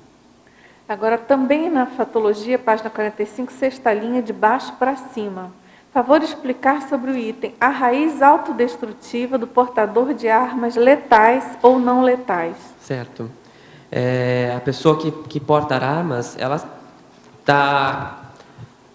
tá muito mais predisposta, propensa a matar alguém, a sofrer um acidente, por exemplo, a pessoa tem uma arma e ela pode disparar, né? Isso é comum, o disparo acidental. Ou pode ter até uma faca e vai lá por que ela carrega uma faca? Por que ela carrega essa faca? Quem que é a ameaça para ela? É ela mesma? É o outro? Por que ela carrega? Então, essa questão dessa exteriorização da violência que faz com que a pessoa até porte armas legais é um fator que tem um mínimo daquela raiz da autodestrutibilidade. Inclusive, no meu verbete de soma prematura anunciada, eu lembro que a gente teve até um debate do que se o soldado em si, ele já tem uma dessoma prematura anunciada. Sim, ele tem uma dessoma prematura anunciada. Ele está lá para matar ou para morrer. Na droga, você não está para fazer carinho no outro. Não está. Não está lá para socializar com o outro. Você está ali para matar. Português, claro, né? Agora, na principiologia, ele pergunta qual a opinião sobre quando aplicar o princípio dos males o menor. Bom, eu acho que esse princípio ele é um princípio exceção, né? Acho que dos males, melhor nenhum, né, na verdade, né? Mas dentro de uma circunstância, de uma cosmovisão, em cada caso, você tem que analisar. É um princípio de análise, uma técnica de análise, até de orientação, para você encaminhar uma consciência, por exemplo. Vamos exemplificar aí para a prática. A pessoa ela é viciada em crack. E ela é viciada em crack e ela fuma também. Numa orientação, o que é melhor, o crack ou o cigarro? O que é menos pior, na verdade, o crack ou o cigarro? O cigarro. O cigarro. O crack mata muito mais rápido, o cigarro mata um pouquinho mais aos poucos, né? Mas mata também, mas é um mal. O cigarro é um mal, mas o menor. Então, a orientação pode até ser, de acordo com salve, né, o caso concreto, não largue o crack e fique com o cigarro. Pode ser. Inclusive, isso é uma casuística que eu escutei aqui já. Agora, na codigologia, na página 45, ela pede para você falar sobre o Código Penal comumente violado nos casos de autodestruição. E ela pergunta por quê. Por que ele é comumente violado? Será? Tá. Tem várias condutas que são contrárias à vida humana que estão tipificadas no Código Penal como condutas que são crimes, infrações penais, e comumente você vê que algum acesso com algum fator, uma exteriorização novamente da autodestruição íncita, interna, ela se manifesta num ato contrário à lei, num ato criminal. Por exemplo, esse acho que é um exemplo bem interessante. Na aula de processo penal, eu lembro que a minha professora era uma promotora e ela foi a primeira promotora que conseguiu condenar um acusado como homicídio doloso, ou seja, intencional, no caso de uma pessoa que tirava um racha, deu um cavalo de pau e matou 5 pessoas atropeladas. Ou seja, Por que tirava racha? Então, tirava racha, riscomania. Então, caracterizou o temperamento autodestrutivo. Então, ela foi lá e deu um cavalinho de pau ali, que um monte de gente assistia, né? Outra, por que a pessoa estava lá assistindo, né? Aplaudindo a idiotice do outro.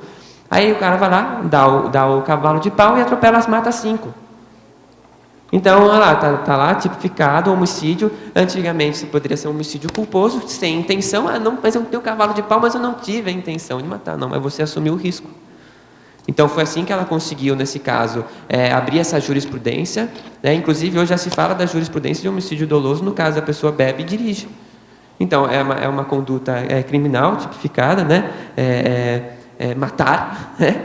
que está aí que está como uma violação penal nos casos de autodestruição. Então, acho que é isso aí. Por quê? Porque é violência. E o Código Penal está aí para prevenir que esse tipo de coisa aconteça, ou pelo menos para que puna. Infelizmente, no direito penal, a gente usa esse fator da punição mesmo. Né? No para-direito, isso já é um outro viés de discussão. Né? Não vamos entrar aqui em discussão da punição, mas, enfim, acho que é isso aí. Tá certo. Agora, tem uma pergunta aqui genérica, né?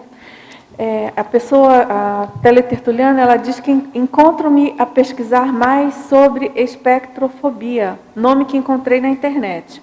Encontro-me a viver esse tipo de fobia, muito embora já tenha superado na adolescência. O fato é que me está a deixar disfuncional e amedrontada dia e noite e tem me preocupado não conseguir entender ou racionalizar o que se passa comigo. Encontrei o vosso site e vi que prima sobre informação científica e isso atraiu-me. Seria possível ajudarem-me a clarificar o que se passa? Olha, embora a pessoa tenha um português de Portugal, né, aparentemente, ela está em São Paulo. É o seguinte, você então, a espectrofobia é o medo de fantasma, né, na linguagem comum, coloquial, e a gente chama então de espírito ou de consciência, que é a consciência extrafísica. E você colocou que já tinha aparentemente superado isso quando mais jovem. E isso é comum de acontecer. Muitas vezes você tem algum problema adormecido, principalmente em relação ao parapsiquismo. Em algum momento isso pode ser despertado, principalmente em algumas fases mais críticas da vida. E o que é importante? Você pensar que realmente essa realidade multidimensional ela existe e que você precisa se preparar para lidar melhor com ela. Qual que é a maneira mais prática e mais técnica, que é o que a gente estuda aqui na Conscienciologia, é a questão do trabalho com as energias, né? Com as próprias energias, as energias conscienciais. Então, a gente orienta que você aprenda a mexer com as suas energias, que você faça o seu trabalho de trabalho com as suas energias no sentido de você ter uma autodefesa energética, de modo a, ao mesmo tempo, você poder fazer assistência a esses espíritos, né, os chamados espíritos aí pela espectrofobia, no sentido de encaminhá-los da melhor maneira possível e você, por outro lado, ter mais companhias de espíritos benfazejos, né, que estejam querendo o seu bem e não querendo causar medo. Porque aquela consciência que está causando algum medo, proporcionando algum medo em alguém, ela realmente precisa ser esclarecida, ela precisa ser encaminhada, e muitas vezes ela nem tem essa consciência de que está fazendo mal ou de que está causando algum medo, tá certo? Então, a gente vai passar para você o telefone de uma instituição, nós temos inúmeras instituições na Conscienciologia, e você pode ver no próprio site das tertúlias, mas tem uma instituição que é o Instituto Internacional de Projeciologia e Conscienciologia, o IPC, que tem sede em várias cidades, até fora do Brasil. E então a gente vai passar o site, o telefone, para que você entre em contato. Você entre em contato com o site do IPC. Se realmente você mora em São Paulo, capital, ali tem unidade, senão você vai descobrir pelo site aonde você pode se informar, tem palestras gratuitas e você vai poder se encaminhar aí nos estudos, né? Você se interessou pela questão científica aqui apontada pela Conscienciologia, então você vai poder estudar, aprofundar e, com certeza, rapidamente se desvencilhar desse medo, né? Que isso, no fundo, é bobagem. Se a gente entende que existe uma realidade multidimensional e que ela permeia toda a nossa intrafisicalidade, é claro que tem as pessoas já dessomadas, né? Os espíritos e nós aqui intrafísicos. Então, em tese, não há motivo para ter medo, ok? Então, você pode passar os telefones? O site é www.iipc.org.br. Não. E o telefone sem BR. E o telefone é 011 3287 9705. 011 3287 9705. Obrigada. Você queria falar? Eu ia fazer perguntas, mas se quer continuar lendo? Faz e a gente continua, então, tem várias ainda. Daniel, eu queria te fazer a primeira pergunta é se eu posso considerar como sinônimo desse verbete o temperamento bélico, o belicista, porque eu vi que você colocou num dos itens, né, como belicismo, que foi o item 23. Sim, eu te pergunto se existe alguém que seja autodestrutivo que não tenha tendência bélica, se consegue. Não, eu acho que é bem difícil. Né? É acho difícil, não né? tem. Na verdade, eu até estava refletindo aqui um pouquinho antes de começar a tertúlia, que existe um pilar, né? Três pontos bem importantes que eu tentei salientar nesse verbete, que seria o materialismo, né? A visão curta, né, da consciência. E outra seria a questão da autoviolência, que gera a heteroviolência. A violência é o belicismo. Né? Então, seria o autobelicismo gerando o heterobelicismo. E outra questão seria a raiz cultural e a social. E a outra, nessa linha também, é se também, eu acho que não existe uma pessoa que seja autobelicista que não seja totalmente belicista com o outro. Acho que a pessoa não consegue fazer ela vai exteriorizar, ela vai naturalmente jogar tudo para fora. Né? Vai aparecer. E um outro ponto que eu acho que também está muito ligado é o item 45, que é o extremismo. O extremismo. Eu acho que a pessoa não consegue ver nenhum tipo de nuance. Eu não sei o que você acha, mas quando existe uma tendência... Acho que está bem por aí. E eu acho que tem um outro que é bem interessante nessa linha, seria o item 42, que é o dogmatismo. Isso, também. E eu acho que é bem interessante isso aqui, até que a gente traz aproxima, né? Até que ponto, né? Quando que eu sou dogmático? Começa a aproximar com a descrenciologia, né? Isso. Mas a gente está aqui na conscienciologia, estamos aqui nas nossas recins, né? Mas o dogmatismo ele aparece aqui na CCCI. Eu às vezes sou dogmático, às vezes sou extremo, 880, isso aparece, né? Eu acho que a gente está regulando o ponteiro ali, né? Estamos fazendo nossos acertos, né? Mas o dogmatismo, né? Ele é um fator que está diretamente relacionado com esse belicismo, né? Que é um traço da personalidade autodestrutiva, né? E se a gente for olhar as nuances, eu estou quase chegando no final do conscienciograma, bem atrasada pela quantidade de tempo que eu conheço, mas o que chama a atenção é a quantidade de nuances. Se a gente for analisar em termos de reciclagem, tem muita coisa de temperamento belicista, né? Se a gente for olhar realmente no detalhe, tem muito que mudar e reciclar. Mas eu acho que a questão a salientar não é simplesmente o belicismo, porque eu acho que o belicismo ele até afasta um pouquinho, né, belicismo, mas é a questão mesmo da destruição. Eu gosto, pelo menos eu acho que é interessante olhar dessa maneira do temperamento autodestrutivo, né? Porque o belicismo pode ser que ele mascare um pouquinho, deixe mais no exterior, e a gente não entre não vá para a intraconsciencialidade. E mais um último detalhe, com relação à maconha, rapidinho. Qual? Desculpa. Me chama a atenção, quando eu fiz arquitetura, acho que 95% dos meus colegas tranquilamente fumavam maconha como quem bebe um copo de água. Era muito tranquilo isso. E eu queria só chamar a atenção do que você falou. É incrível como as pessoas não veem relação com destruição. É tão natural e tão tranquilo que uma desculpa. Essa frase tem uma frase que eu nunca vou esquecer. Eu escutei de uma pessoa e ela falou assim: olha, eu não fumo porque eu tenho 2 pulmões, mas eu fumo maconha porque eu tenho vários milhões de neurônios. Ai, caramba. Nossa. Isso é um anti-exemplo. Total, né? Anti-exemplo para a gente estudar. Total. Bem, obrigada. Imagina. Oi. Vamos lá. Pode ser? Não, vai. Bertolino. Pode ser. Ô Daniel, você Você deu o seu exemplo dizendo que você fazia do seu sofrimento um exemplo positivo, pelo menos foi isso que eu entendi, né?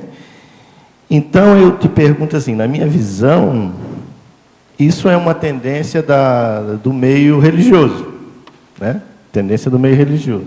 A minha pergunta é, você era religioso? Você tinha algum princípio religioso, pelo menos nessa existência? Se não tinha, você pensou na possibilidade de ser um grande religioso em vidas passadas? Olha, em primeiro lugar, acho que eu não buscava na questão dessa subversividade valorizar o sofrimento, eu valorizava o prazer. Então, um pouco, acho que é o contrário até um pouco da religiosidade, né? Essa busca incessante pelo prazer, né? Eu acho que nessa questão não tem muito holopensene da religiosidade. A religiosidade seria mais a penitência, o sofrimento. Eu me esquivava disso, apesar de estar ocultando fatores que tinha essa questão do sofrimento, dessa questão filosófica, racional, né, de uma linha racional deturpada, distorcida, né, da realidade, né, dessa questão de você explorar o sofrimento e o fundo do poço. Meu lema era, eu quero chegar no fundo do poço, porque quando eu chegar no fundo do poço, eu vou ter chegado em algum lugar. Meu lema é isso. Então, até que ponto, qual é o ponto do fundo do poço? Então, qual é o ponto de parada do fundo do poço? Inclusive, eu tinha alguns autores de literatura mesmo que exemplificavam bastante essa conduta, né? Um deles é o escritor do Clube da Luta, que o Clube da Luta está aqui como filme, mas ele é um livro. Se alguém quiser estudar aí essa morbidez desse pensamento, desse jeito de levar a vida, é bem interessante ler algum livro ou outro. Mas também se ler 3 páginas já entendeu, porque você não precisa. É lixo.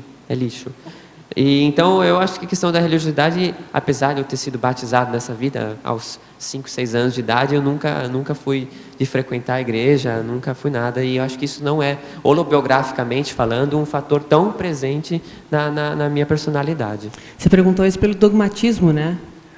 Porque... O dogmatismo ele não é um traço somente religioso, né? Mas ele está relacionado ao religioso. Ele pode ser científico, inclusive, né? Ele é mais da mentalidade, da pensenidade curta, pequena, fechada, que a religião é uma forma desse traço consciencial. Mas esse prazer masoquista, né, pelo que eu estou entendendo do que você está dizendo, é um prazer masoquista. Eu gostava de chegar ao fundo do poço com... Tem o masoquismo, né? Aí, tem, esse claro. prazer masoquista aí não é resquícios ou indício de um traço religioso, né?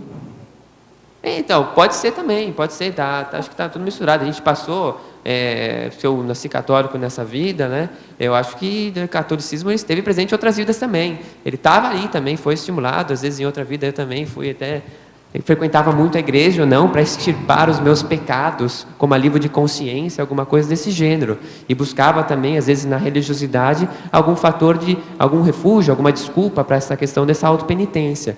Mas a minha autopesquisa, pelo menos, não é o fator preponderante. Só para um comentário, Daniel, que a autodestruição e autoflagelo tem relação com a religião, né? Tem, eu saliento bastante o autoflagelo. Autoflagelo, sim. Agora, ao verbetógrafo, vamos lá. Tem algumas perguntas ainda de fora, depois a gente retoma para cá, tá bem? Tendo tempo. O temperamento autodestrutivo pode também estar associado aos perfis que são chamados de emos, onde esse estilo musical contempla a melancolia, o autoflagelo, como cortar os pulsos, etc. Emo, para quem não sabe, é de emocore, acho que tem a ver com bastante emotion, né? De emoção, né? Emocore, acho que é um estilo de música, é um estilo de música, e ele tem bastante uma tribo, um grupo aí de jovens aí que usam um cabelo específico. É até curioso se analisar o estilo de vestimenta dessas pessoas. Elas cobrem o olho com a franja inteira, não é? Usam maquiagem, pintam as unhas, tudo mais, gostam do preto, tal, gostam de pintar maquiagem bem melancólica e tudo mais. Tem super a ver com a destruição. Tem super a ver. É uma corja, é um conjunto de pessoas ali que se juntam sobre esse denominador comum e se explora e fica um chorando no ombro no outro. Tem tudo a ver com a destruição, tem. Agora, na fatologia, página 45, 8ª linha, de baixo para cima, o maltrato a animais subhumanos. Gostaria de saber se você chegou a ter esse comportamento explícito e como tem reparado isso na atualidade. Tem algum animalzinho de estimação? Eu tenho 10 cachorros. Puxa. Eu amo muito eles são lindos, E tá entrando naquele tema que a gente discutiu lá no Para-Direito, né, Miriam? A questão dos princípios conscienciais e tudo mais. Não, nunca maltratei nenhum animal. Apesar de eu já ter atropelado uma pomba, sem querer. Foi sem querer, gente. Foi sem querer. Isso aconteceu. Não sei se tem uma questão da atração e tudo mais, mas já matei formiga, já matei barata, já matei mosquito. Sim, já fiz isso. Né? Mas isso não é aquela coisa. Mas tem pessoa que gosta de enforcar gato. Tem pessoa que gosta de prender o cachorro no para-choque do carro e sai acelerando o carro. O cachorro virar... Mas tem, né? Não adianta a gente sofrer com isso, né? Tem, a gente precisa compreender a realidade e ser menos, né, se afetar menos emocionalmente com isso, senão a gente não vai ajudar ninguém. Não vai ajudar ninguém. Então, aquele fator da Miriam que ela trouxe, que eu achei bem interessante, é a questão da mudança da intraconsciencialidade. Então, inclusive, até, eu sempre tive essa questão da educação em relação a... hoje em dia mais com a zooconvivialidade, mas desde cedo com a fitoconvivialidade eu sempre tive assim, ojeriza quem arranca a planta. A quem fica arrancando planta, e quando está conversando, você está arrancando na planquinha da cerca, né? Isso é muito comum, né? Em São Paulo, minha casa, inclusive, onde eu morava, tinha um jardinzinho na frente com uns bambuzinhos, as pessoas adoram arrancar a florzinha, a plantinha do bambu. E eu sempre falei, não arranca o bambu, né? Não arranca o bambu. Então, eu não manifestei esse maltrato, né, com os princípios conscienciais. Talvez nessa vida, não tenho retrocognição para ver se eu fiz isso em outra. Mas, então, só um parênteses, não que todo esse verbete precise necessariamente, a pessoa precisa manifestar tudo isso para ter um temperamento autodestrutivo, mas são todos fatores que englobam esse holopensene. Às vezes você tem um pouquinho mais do outro, tem um pouquinho menos desse, um pouquinho menos aquilo. A pessoa que, por exemplo, o que ele estava trazendo da religiosidade, na questão da autopesquisa, às vezes ele se reconhece nisso.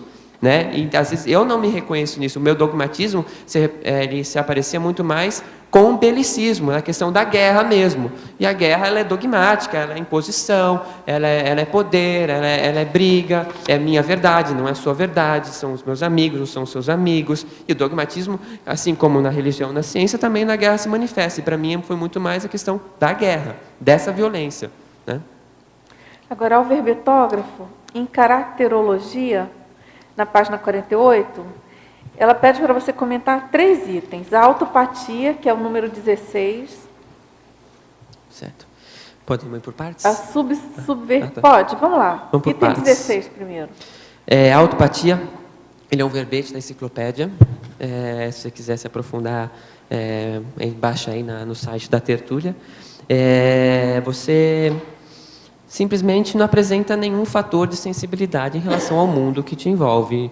Então, a pessoa ela é indiferente em relação ao mundo, ela não tem gosto, ela tem, por exemplo, a questão do 38, ser insensível ao joie de vivre.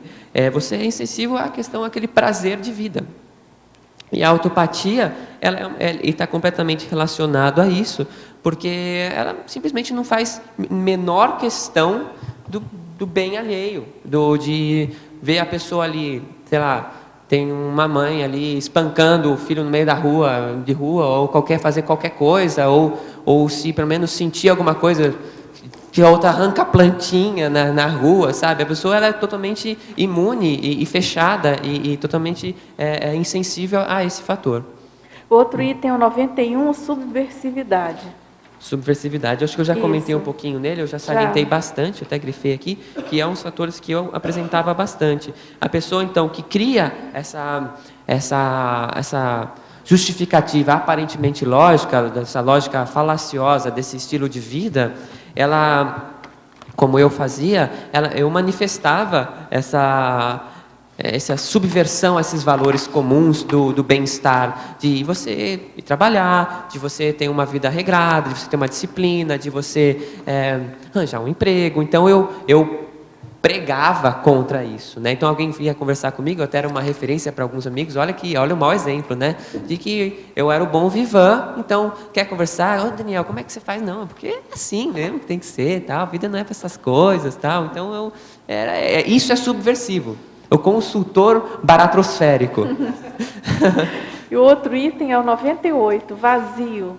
Vazio. Também comentei um pouquinho desse. Sentir frequentemente vazio interno. É aquela coisa de você não ver sentido, lógica na vida, objetivo nas coisas que você faz. Então, você simplesmente falta alguma coisa, um preenchimento, você tem um lapso interno, uma lacuna interna que você busca preencher com alguns fatores que, na verdade, eles são, muitas vezes, a maioria das vezes, eles são simplesmente fugas de você entrar, de você entrar na intraconsciencialidade e perguntar por que eu sinto esse vazio, o que é isso que eu estou sentindo, por que eu sou assim. Então, você vai buscando sempre fatores externos, né? O vazio, na verdade, quando você tem esse sentimento, é mais fácil você fazer uma busca interior, uma reflexão sobre si mesmo, do que realmente você buscar preenchê-lo.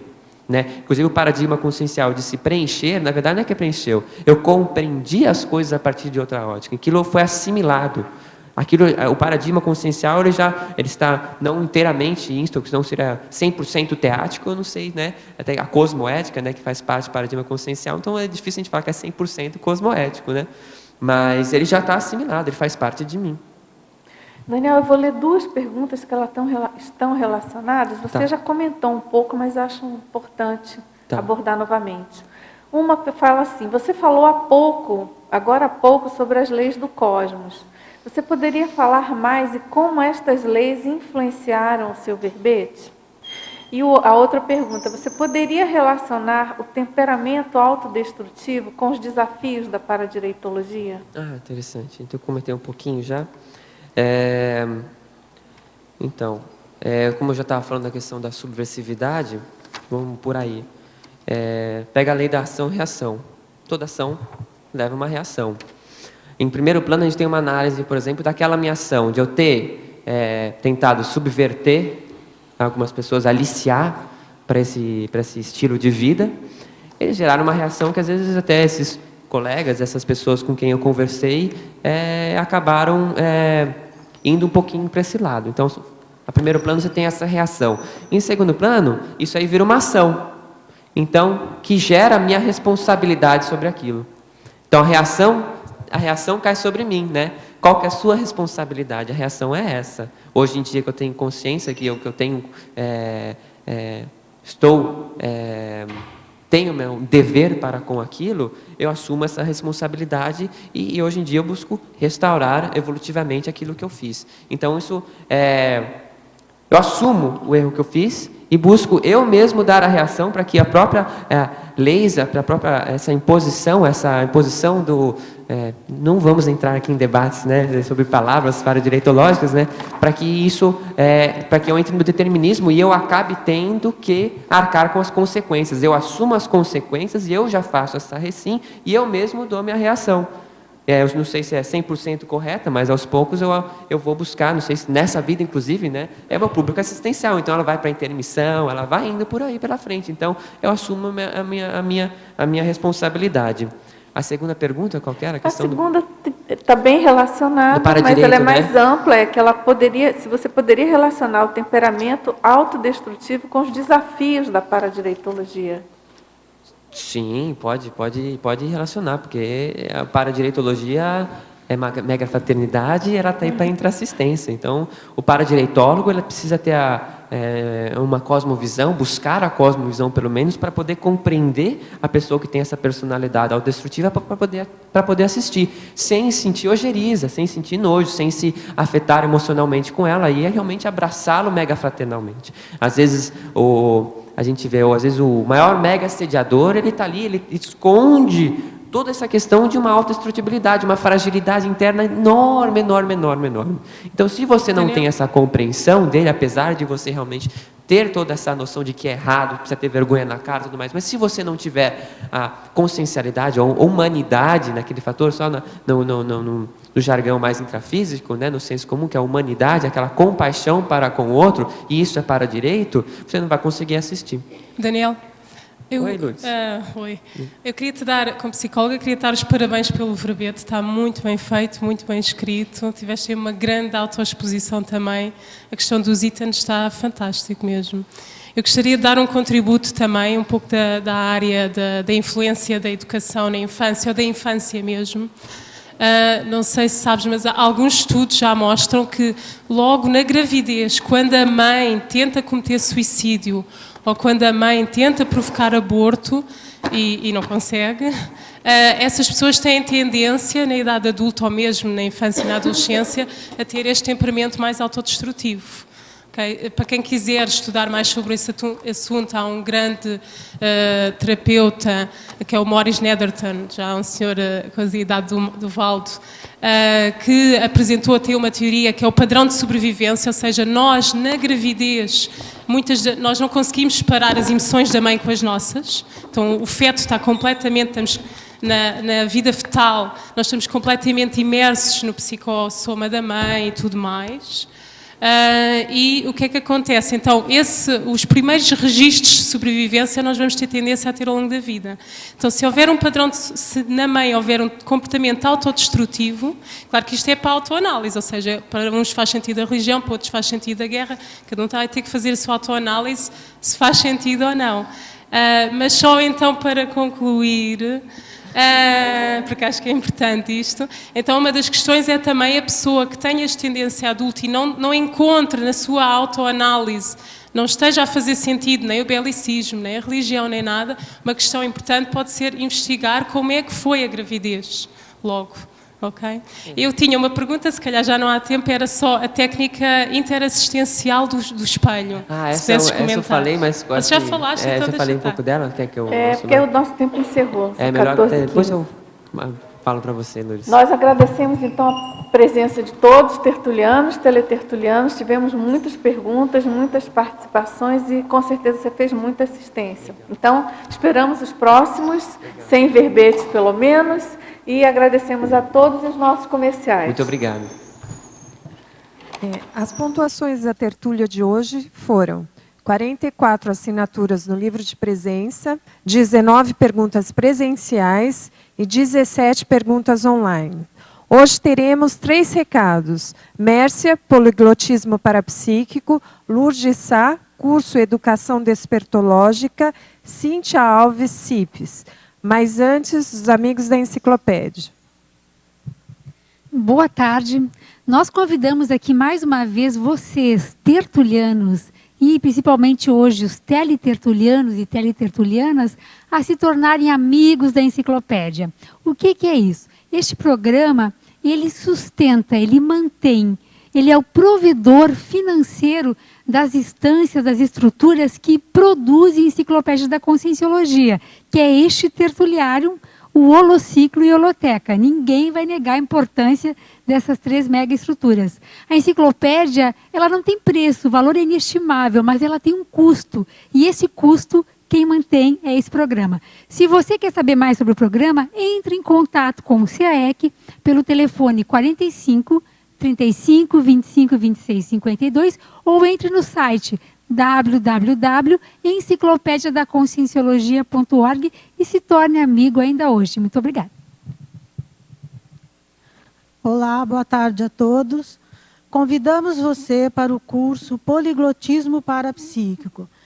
Este é um curso sem pré-requisitos e se destina a poliglotas e não poliglotas, mas a todos que desejam utilizar essas ferramentas em favor da interassistencialidade e da proexis. Este curso será ministrado no próximo domingo, na sede da ACIP, no Polo Discernimento, a partir das 8h30 da manhã, com o professor Otto Mendonça. Maiores informações poderão ser obtidas pelo telefone 45 2102 1421. Obrigada. Boa tarde a todos. A Evolucim convida a todos a participarem do curso de Educação Despertológica, que irá ocorrer este fim de semana, sábado e domingo. Está dividido em 2 módulos independentes, ou seja, podem participar só do módulo 1 no sábado ou só do módulo 2 no domingo. No sábado, nós vamos falar sobre a influência da infância na desperdicidade do adulto de hoje. Ou seja, tal como vimos há pouco, há vários fatores na influência, na gravidez, que influenciam logo a nossa forma de estar em adulto. Claro, também não é por acaso que tivemos aquela infância, não é por acaso que tivemos aquela gravidez naquela mãe. Mas então, neste módulo, no domingo, no sábado, aliás, é para os adultos, ou seja, não é virado para a educação da criança, ou seja, é para cada um de nós analisar como é que a infância ainda interfere nos nossos trafares e nas nossas emoções em adulto. No curso 2, então, é para pais e educadores que trabalhem com crianças ou tenham filhos e como prevenir logo desde cedo. Então, para mais informações e inscrições são no CEEC, o curso é comigo, Lourdes Sais, sou psicóloga e venho de Portugal para dar este curso. Obrigada.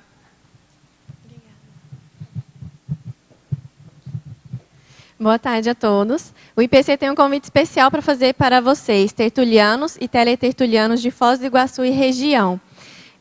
No próximo mês, no dia 29 de setembro, terá início o CIP, que é o curso integrado de projeciologia. Será o último CIP desse ano, aqui em Foz do Iguaçu. Então, a gente já está avisando com antecedência, porque as vagas são limitadas e já estão sendo preenchidas. Esse curso vale para quem já fez e quer reciclar, ou para quem nunca fez e quer conhecer, quer aprofundar sobre o que é o paradigma consciencial, o que é uma projeção, como conquistar uma projeção. É um curso de 20 horas aula, que acontecerá aos domingos, a partir do dia 29 de setembro, e vai se encerrar no dia 15 de dezembro. Serão, então, 10 domingos, com 2 aulas seguidas, das 8 horas da manhã às 13h30. Esse curso possui laboratórios projetivos e videoprojeção. Os professores serão João Ricardo Yamazita, a Lucimeires Biela, eu, Cintia Alves, e a Tainara Paulon. Então, nós estamos aqui especialmente para convidar vocês. Caso vocês não possam ou não possuam interesse, convidem seus conhecidos, as pessoas que vocês conheçam que tenham interesse em fazer. O telefone para contato, para mais informações e inscrições, é 2102-1448. E podem ligar também para o meu celular, 9818-0454. Aguardamos vocês. Obrigada.